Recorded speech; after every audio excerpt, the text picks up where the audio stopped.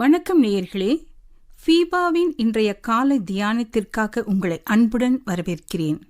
கிறிஸ்துவுக்குள் பிரியமான சகோதர சகோதரிகளே, ஆண்டவராகிய இயேசு கிறிஸ்துவின் பரிசுத்தமுள்ள நாமத்தில் உங்களை அன்போடு கூட வாழ்த்துகிறேன். ஆண்டவராகிய இயேசு கிறிஸ்துவுடைய பெரிதான கிருபையினாலே நாம் கடந்த 2 நாட்களாக ஆண்டவராகிய இயேசு கிறிஸ்துவினுடைய சீசத்துவத்திலே நாம் எப்படி சுயத்தை வெறுக்க வேண்டும், மனப்பூர்வமாய் பாடுகளை ஏற்றுக்கொள்ள வேண்டும், இயேசு கிறிஸ்துவை பின் செல்ல வேண்டும் என்பதை ஆண்டவர் கொடுத்த அறைகூவலை நாம் பார்த்தோம். குறிப்பாக மத்தேயு 16ஆம் அதிகாரம் 24, 25, 26 வசனங்களிலும், மார்க்கு சுவிசேஷம் 8ஆம் அதிகாரம் 34 முதல் 37 வரையுள்ள வசனங்களிலும், அதே போல லூக்கா 9ஆம் அதிகாரம் 23 முதல் 25 வரையுள்ள வசனங்களிலும் இதே விதமான ஆண்டவருடைய அழைப்பு மிக தெளிவாக கொடுக்கப்பட்டிருக்கிறது. பிரியமானவர்களே, ஆண்டவராகிய இயேசு கிறிஸ்து தமக்கு பின் செல்லுகிற மக்களிடத்திலே சொல்லுகிறார், தம்முடைய சீடர்களிடத்திலே சொல்லுகிறார். என்ன சொல்லுகிறார்? ஒருவன் என் பின்னே வர விரும்பினால் அவன் தன்னை தான் வெறுக்க வேண்டும், தன்னுடைய சிலுவையை எடுத்துக்கொள்ள வேண்டும், அனுதினமும் என்னை பின்பற்ற வேண்டும் என்ற ஒரு தெளிவான அவருடைய விருப்பத்தை அல்லது அவர் தம்மை பின்பற்றுகிறவருடைய தகுதியை குறித்து சொல்லுகிறதை நாம் பார்க்கிறோம்.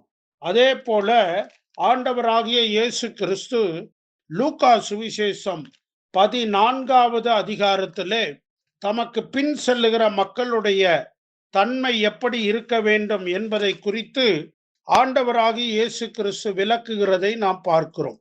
பிரியமானவர்களே, இந்த இடத்துல ஆண்டவர் 2 உதாரணங்களை சொல்லுகிறார். லூக்கா 14ஆவது அதிகாரத்திலே ஆண்டவராகிய இயேசு கிறிஸ்து 26ஆவது வசனத்திலே, யாதொருவன் என்னிடத்தில் வந்து தன் தகப்பனையும் தாயையும் மனைவியையும் பிள்ளைகளையும் சகோதரரையும் சகோதரிகளையும் தன் ஜீவனையும் வெறுக்காவிட்டால் எனக்கு சீசனாய் இருக்க மாட்டான் என்று ஆண்டவர் சொல்லுகிறார்.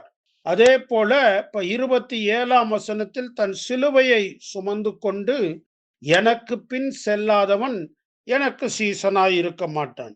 என்னுடைய சீடன் எப்படி இருக்க வேண்டும் என்றவர் என்னுடைய சீடன் எப்படி இருக்க மாட்டான் என்கிற 3 காரியங்களை இந்த வேத பகுதியிலே குறிப்பிடுகிறார். முதலாவது என்ன சொல்லுகிறார்?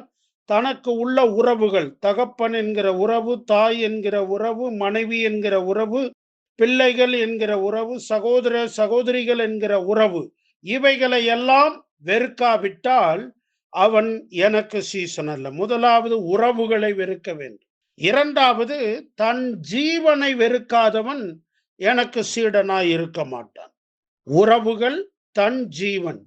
மூன்றாவது, தன் சிலுவையை சுமந்து கொண்டு எனக்கு பின் செல்லாதவன் எனக்கு சீசனாய் இருக்க மாட்டான். பிரியமானவர்களே, ஆண்டவராகிய இயேசு கிறிஸ்து கடைசி நாட்களிலே என் நாமத்தை தரித்து கொண்டு அநேகர் வருவார்கள், ஆனாலும் பரலோகத்தில் இருக்கிற என் பிதாவின் சித்தத்தின்படி செய்கிறவனே என்று ஆண்டவராகிய இயேசு கிறிஸ்து பிதாவின் சித்தத்தை செய்வதை குறித்த ஒரு அவசியத்தை, ஒரு கட்டாயத்தை அங்கு வலியுறுத்துகிறதை நாம் பார்க்கிறோம். ஆகவே பிரியமானவர்களே, நீங்களும் நானும் கிறிஸ்தவர்கள் என்று நம்மை கூறிக்கொள்ளலாம், ஆண்டவராகிய இயேசுவின் சீடர்கள் என்று கூறிக்கொள்ளலாம், விசுவாசிகள் என்று கூறிக்கொள்ளலாம். ஆனால் நிபந்தனை என்ன?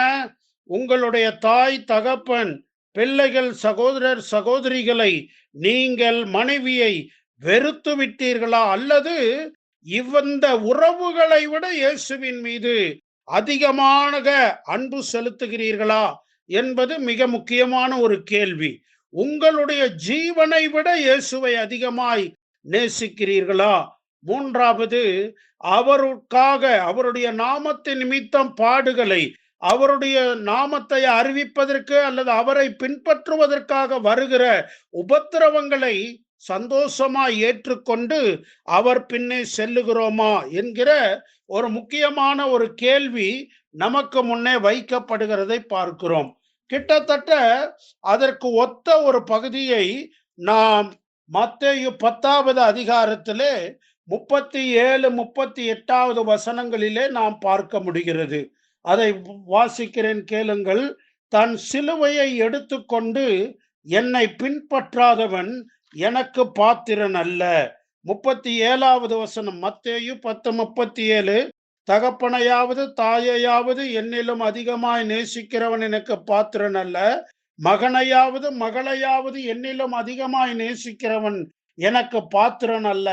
38ஆம் வசனம், தன் சிலுவையை எடுத்துக்கொண்டு என்னை பின் செல்லாதவன் எனக்கு பாத்திரன் அல்ல. அங்கு லூக்காவிலே எனக்கு சீசனா இருக்க மாட்டான் என்றார்.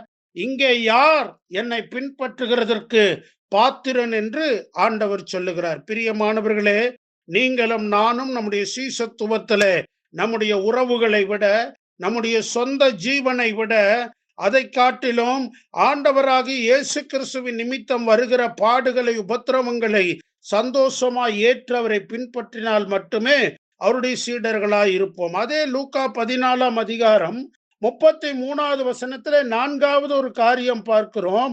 அப்படியே உங்களில் எவனாகிலும் தனக்கு உண்டானவைகளை எல்லாம் வெறுத்து விடாவிட்டால் அவன் எனக்கு சீசனாய் இருக்க மாட்டான். அப்படி என்றால் என்ன?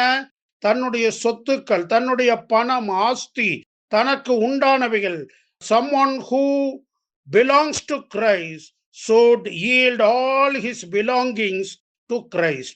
கிறிஸ்துவுக்கு தனக்கு உரிய எல்லாவற்றையும் எவன் ஒப்பு கொடுக்கிறானோ அவன்தான் சீடன். ஆகவே நீங்களும் நானும் கிறிஸ்துவின் சீடர்களாய் இருக்கிறோமா என்பதை ஆராய்ந்து பார்ப்போம், அர்ப்பணிப்போம். தேவன் தாமே உங்களை அளவில்லாமல் ஆசீர்வதிப்பாராக.